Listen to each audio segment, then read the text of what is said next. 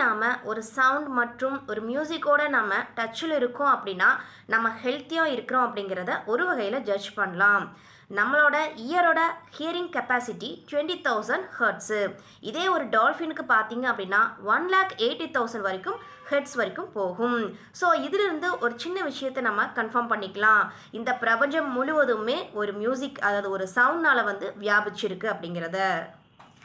நம்ம கண்களில் இருக்க நர்வ் சென்டர்ஸை விட காதுகளில் இருக்க நர்வ் சென்டர்ஸ் ஆனது ரொம்ப அதிகம். எப்பொழுதுமே மியூசிக் ஆனது நம்ம செல்லுலார் லெவலில் அஃபெக்ட் பண்ணக்கூடியது. எக்ஸாம்பிள், இப்போ ஒரு நேஷனல் ஆந்தம் நம்ம கேட்குறோம். அந்த நேஷனல் ஆந்தம் கேட்கும்போது ஆட்டோமேட்டிக்கலி எமோஷ்னலாக நமக்கு பேட்ரியாட்டிசம் ஃபீலிங் வந்துடும்.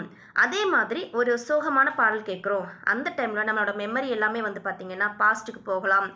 பழைய நினைவுகளாக நம்ம நினைக்கலாம், எமோஷ்னலாக ஆகிட்டு அழுகலாம். இந்த மாதிரி விஷயங்கள் நடக்கும். மியூசிக்கை நம்ம கூட நம்ம மைண்டுக்கு ஏற்ற மாதிரி கனெக்ட் பண்ணிக்கிறது நம்ம லைஃப்பை ரொம்ப ஈஸியாக கொண்டு போகும். Stay healthy.